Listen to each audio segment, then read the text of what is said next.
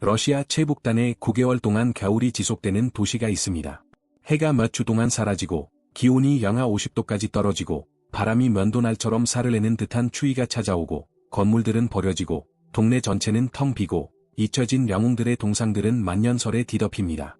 한때 제국의 자랑이자 권력과 저항의 상징이었던 이 도시는 오늘날 서서히 쇠퇴하고 있습니다.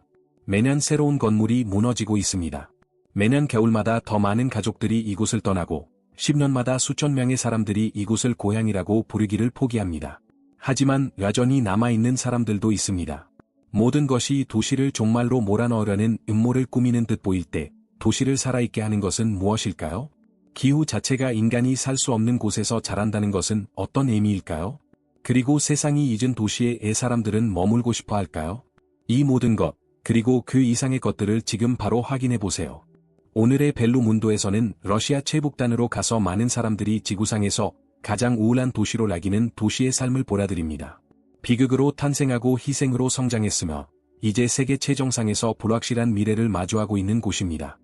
1번 이치 및 일반 정보 러시아 최북단에는 사실상 모든 것이 그곳에 사는 사람들에게 불리하게 작용하는 도시가 있습니다. 바로 보르쿠타입니다. 북극권 코미 지역이라는 애딴 곳에 자리 잡고 있습니다.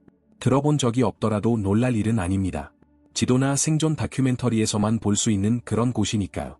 보르쿠타는 상트페테르부르크보다 북극에 더 가깝습니다. 참고로 모스크바까지는 1900km가 넘고 북극해까지는 180km밖에 안 됩니다. 이름만 봐도 이곳이 무엇을 상징하는지 짐작할 수 있습니다. 보르쿠타는 원주민 언어로 곰이 많다는 뜻입니다. 그리고 사실 인간 이전에는 오직 그들만이 이 얼어붙은 땅을 차지하고 있었습니다. 얼음이라는 표현은 절제된 표현입니다. 이곳에서는 가을이 9개월 동안 지속됩니다. 연평균 기온은 영하 5도입니다. 겨울이 오면, 정말 겨울이 오면 추위는 쉽게 영하 50도까지 치솟습니다. 그리고 거기서 멈추지 않습니다. 몇 주 동안 하늘에서 해가 사라지는 극야 현상이 있습니다. 불지 않고 그저 무엇이든 통과하는 극풍이 있습니다. 여름이라고 부르는 계절이 오면 코트를 정리하기가 쉽지 않습니다. 3개월 동안의 휴식, 그게 전부입니다. 기온이 섭씨 15도를 거의 넘지 않는 날씨에 말이죠. 설상가상으로 도시 전체가 영구 동토층, 즉 결코 녹지 않는 땅 위에 지어졌습니다. 즉, 이곳에 무엇을 짓든 자란의 정면으로 맞서는 셈입니다. 그리고 자란은 잃지 않습니다. 그럼에도 불구하고 이곳에 살고 살아남고 저항하는 사람들이 있습니다. 그리고 그 순간 결코 사라지지 않을 질문이 떠오릅니다. 이 애딴 곳에 어떻게 도시가 생겨났을까요? 그리고 왜 그럴까요? 그 답은 전혀 시적이지 않습니다. 오히려 그 반대입니다. 20세기 러시아 역사에서 가장 어려웠던 시기 중 하나에서 비롯된 것입니다. 두 번, 모든 것이 시작된 곳 보르쿠타는 고통 속에서 탄생했고 이는 결코 과장이 아닙니다. 1930년대 절정기 소련이 이오시프 스탈린의 지배하에 있을 때 소련은 현대사에서 가장 잔혹한 체제 중 하나가 확장되는 것을 목격했습니다. 굴라그, 골레그로 알려진 강제 노동 수용소는 소련 영토의 가장 애딴 지역에 전략적으로 배치된 그야말로 인간을 갈아엎는 기계와 같았습니다. 그곳에서는 처벌과 생산성이 함께 이루어졌습니다. 한편으로는 정권에 대한 모든 형태의 반대가 제거되었습니다. 다른 한편으로는 이렇게 버려진 노동력이 사람이 살 수 없는 지역을 자원 착취의 중심지로 탈바꿈시키는 데 사용되었습니다. 그리고 바로 그렇게 이곳이 지도에 등장하게 되었습니다. 1931년 보르쿠타의 토양이 국내 최대 규모의 석탄 매장지 중 하나라는 사실이 밝혀졌습니다. 모스크바에게 그것은 바로 이곳 소련 산업의 동력을 공급할 검은 황금이었습니다. 하지만 누가 감히 이런 환경에서 일할 수 있겠습니까? 답은 하나같이 뻔했습니다. 아무도 없었다. 아니, 선택권이 있는 사람도 없었다. 1932년 굴라그에서 출발한 첫 기차가 도착하기 시작했다. 수감자들, 국가의 적으로 고발된 사람들로 가득 찼다. 정치인, 교사, 종교인, 지식인, 집단화에 저항한 농민들, 그리고 일반 범죄자들까지 모두 같은 지옥에 뒤섞여 있었다. 그들은 이 하얀 사막 한가운데 던져진 단 한 가지 일, 석탄을 캐기 위해 손으로, 곡괭이로, 뭐든지 닥치는 대로 하루에 12시간, 14시간, 심지어 16시간 일했다. 제대로 먹지도 못했다. 옷차림은 더 엉망이었다. 죽음의 추위 속에서 처음 몇 년 동안은 도시에 대한 이야기는 전혀 없었다. 집이나 건물, 그 어떤 기반 시설도 없었다. 수감자들은 바람과 눈보라를 피하기 위해 얼어붙은 땅에 구멍을 파거나 천운보라를 간신히 견뎌낼 수 있는 임시 천막을 쳐야 했다.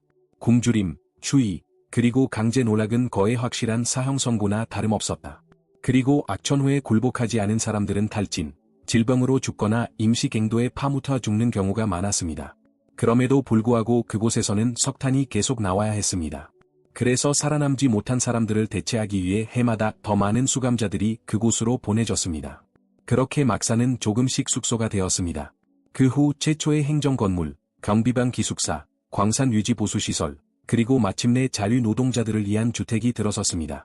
자유노동자들은 소련의 다른 지역에서는 상상도 할 수 없는 높은 봉급과 복리후생을 위해 그곳으로 이주하기로 동의했습니다. 이렇게 하라 보르쿠타는 단순한 노동수용소를 넘어 진정한 도시가 되었습니다.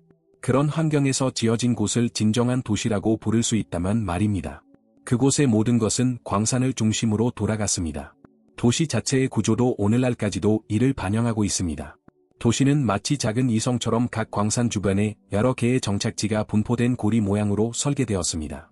이 중심지들은 각각 행정구락, 주거구락, 그리고 물론 모든 것의 심장부였던 광산으로 바로 연결되는 통로를 갖춘 작은 도시처럼 기능했습니다. 그리고 가장 흥미롭고 어쩌면 가장 슬픈 사실은 보르쿠타가 수십 년간 노천 감옥으로 사용되었음에도 불구하고 적어도 한동안은 번영하는 도시가 되었다는 것입니다.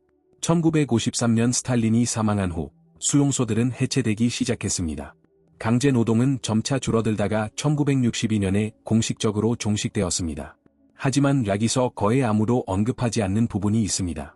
많은 전 수감자들이 강제 노동에 남았습니다. 어떤 이들은 돌아갈 곳이 없었기 때문이었다. 어떤 이들은 수십 년 동안 그곳에 머물렀지만 그 얼어붙은 곳이 어떻게든 자신들의 고향이 되었기 때문이었다. 그저 고통받는 수용소였던 곳이 도시가 된 것이다. 아이러니컬하게도 보르쿠타는 번영의 시대를 누렸습니다. 3. 황금기 1930년대와 1940년대의 보르쿠타가 고통, 처벌, 그리고 생존의 상징이었다면 그 이후의 시대는 완전히 다른 이야기를 들려주었습니다. 1960년대부터 노동수용소가 공식적으로 폐쇄된 후 이 도시는 다른 부류의 사람들을 끌어들이기 시작했습니다. 이제 이곳에 온 사람들은 더 이상 포로가 아니었습니다. 그들은 평범한 노동자들이었고 평균보다 훨씬 높은 임금, 무료주택, 그리고 소련 기준으로는 이 세상 것이 아닌 것처럼 보이는 온갖 복리후생을 위해 기꺼이 고립과 추위를 감수하는 사람들이었습니다. 조기 퇴직, 더 긴 휴가, 그리고 다른 나라 사람들은 꿈도 꾸지 못할 상품들을 이용할 수 있는 기회까지. 옛 수용소가 주요 산업 중심지로 성장하는 데 오랜 시간이 걸리지 않았고 애땅고대 대도시의 삶이 펼쳐졌습니다. 보르쿠타는 전성기에는 20만 명이 넘는 인구가 주요 도시와 광산 주변 지역에 흩어져 살았습니다. 이는 결코 쉬운 일이 아니었습니다. 10개가 넘는 광산이 동시에 가동되어 고품질 석탄을 채굴했는데 이 석탄은 소련 산업의 상당 부분을 담당했을 뿐만 아니라 수출되기도 했습니다. 하지만 보르쿠타는 단순히 광산, 화물열차, 그리고 지평선 너머로 피어오르는 란기만이 아니었습니다. 이 도시는 진정한 삶의 터전이 되었습니다. 극장, 영화관, 도서관, 학교, 병원, 스포츠센터가 들어서고 모든 것이 제 기능을 했습니다. 기후도 어느 정도 극복할 수 있었습니다. 도시 전체에 중앙 난방이 설치되었습니다. 터널과 지붕이 있는 통로가 건물들을 연결해 사람들이 살갗을 가르는 바람을 맞으며 이동할 수 있었습니다. 북극 한가운데에는 1년 내내 신선한 채소를 생산하는 온실도 있었습니다. 이곳에서 태어난 사람들은 보호받는 환경에서 자라고 공부하고 좋은 교육을 받을 수 있었습니다.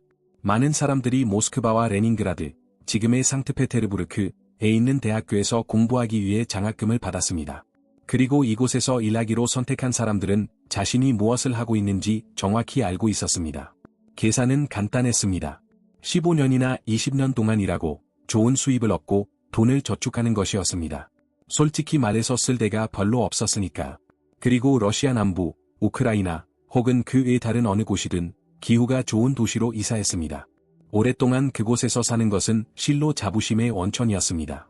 이 도시는 소련 정권이 어떻게 자란을 교묘하게 조종하라 가장 척박한 곳조차 생명과 구조, 그리고 미래가 있는 생산적인 중심지로 탈바꿈시켰는지 몰아주는 상징이 되었습니다. 하지만 한 가지에 의존하는 모든 도시가 그렇듯 이 미래도 만료일이 있었습니다. 1991년 소련이 붕괴되었을 때 파산한 것은 국가뿐만이 아니었습니다. 보르쿠타도 가라앉기 시작했습니다. 그리고 빠르게 정권이 무너지자 돈이 바닥났고 보조금도 사라졌습니다. 보장된 시장은 사라졌습니다. 적응하지 못한 사람들은 파산하는 경제적 혼란만 남았습니다. 그리고 보르쿠타는 도망칠 곳이 없었습니다. 광산들이 문을 닫기 시작했습니다. 처음에는 작은 광산들부터, 그리고 그 다음에는 차례대로 문을 닫았습니다. 문을 닫은 광산 하나마다 주변 지역 전체가 함께 사라졌습니다. 상점, 학교, 집, 모든 것이 사라졌습니다. 그리고 도시는 점점 쪼그라들기 시작했습니다. 일자리도, 광산 운영에 직결된 난방도, 아무런 전망도 없이 사람들은 몰려들기 시작했습니다. 하지만 이곳을 벗어나는 건 결코 쉬운 일이 아니었다. 평생 북극에서 살아온 사람들은 모아둔 돈도 없었고, 다른 도시에서 죽을 곳도 없었다. 아파트를 팔려고 했던 사람들은 곧 충격을 받았다. 한때 엄청난 인기를 끌었던 부동산은 이제 거의 제로가 되었습니다. 운이 좋으면 러시아 남부에서 비좁은 방 하나를 살 수도 있었습니다. 그땐 그럴 만한 나위가 있었죠. 정부는 이주 프로그램을 만들고 약간의 변화를 주기 위해 노력했지만 모든 사람을 위한 자금이 충분하지 않았습니다. 정부는 일부 사람들의 문제를 완화하고 나머지 사람들을 앞으로 나아가게 했습니다. 결국 많은 사람들이 모든 것을 포기하는 것을 보았습니다. 가구, 사진, 옷, 기념품. 그들은 여행 가방에 들어갈 만큼만 챙겨 떠났다. 하지만 이 모든 것 속에서도 남는 사람들은 늘 있었다. 그리고 여기서 질문이 생깁니다. 제정신인 사람이라면 누가 그곳에 머물고 싶어 할까요? 답은 간단하지 않습니다. 많은 사람들에게 보르쿠타는 그들에게 유일한 집과 같습니다. 다른 이들, 특히 돈도 없고 다른 곳에 가족도 없는 나이든 사람들은 선택의 여지가 없었습니다. 하지만 추위와 고립을 감수하고 이곳의 숙도까지 즐기는 사람들도 있습니다. 광산에서 일하는 사람들에게는 여전히 적당한 수준의 급여를 받을 수 있습니다. 그리고 교사, 의사, 엔지니어들은 이런 환경에서의 삶을 받아들이는 대가로 추가 급여를 받습니다. 그렇게 해마다 도시는 텅 비었고 건물 전체가 버려졌습니다. 그리고 가끔은 5층짜리 건물 한가운데 불이 켜진 창문 하나가 있을 때도 있었습니다. 고집, 집착, 아니면 그저 선택의 여지가 없어서라도 누군가는 여전히 이곳을 집이라고 부르곤 했습니다. 2000년대 초 세태는 자유낙하로 바뀌었습니다. 1980년대 20만 명이 넘었던 이 도시는 2020년에는 5만 명 미만으로 줄어들었습니다. 60% 이상 감소한 것입니다. 그리고 그 감소는 거기서 끝나지 않았습니다. 그리고 마치 경제적, 사회적 붕괴만으로는 충분하지 않다는 듯 결정타가 날아왔습니다. 지구 온난화였습니다. 이곳의 모든 것을 지탱하는 랑구 동토층, 즉 영원히 얼어붙은 땅이 녹기 시작했습니다. 무너지면 할 수 있는 게 별로 없습니다. 건물에 균열이 생기고 기초가 무너지고 구조물은 그냥 무너져 버립니다. 그게 전부입니다. 말 그대로 가라앉고 있는 도시. 그리고 그곳에 사는 사람들 역시 함께 가라앉고 있습니다. 이제 어떻게 이런 일이 일어났는지 이해했으니 무시할 수 없는 의문이 하나 있습니다. 사라져가는 곳에서 산다는 것은 어떤 느낌일까요? 5번째, 일상생활입니다. 보르쿠타에 아직 살고 있는 사람들에게 삶은 기본적으로 남은 것들 속에서 살아남는 것입니다. 약 5만 명의 사람들이 여전히 이곳에 남아 고립과 추위, 그리고 매년 점점 더 많은 생명을 잃어가는 도시에 맞서 싸우고 있습니다. 낮이 아니더라도 하루는 일찍 시작됩니다. 그가에는 모든 것이 항상 어둡습니다. 아이들은 어둠 속에서 학교에 가고 눈 속을 걸으며 가로등과 손에 든 등불만으로 빛을 밝힙니다. 추위 때문에 수업이 중단된다고 생각하지 마세요.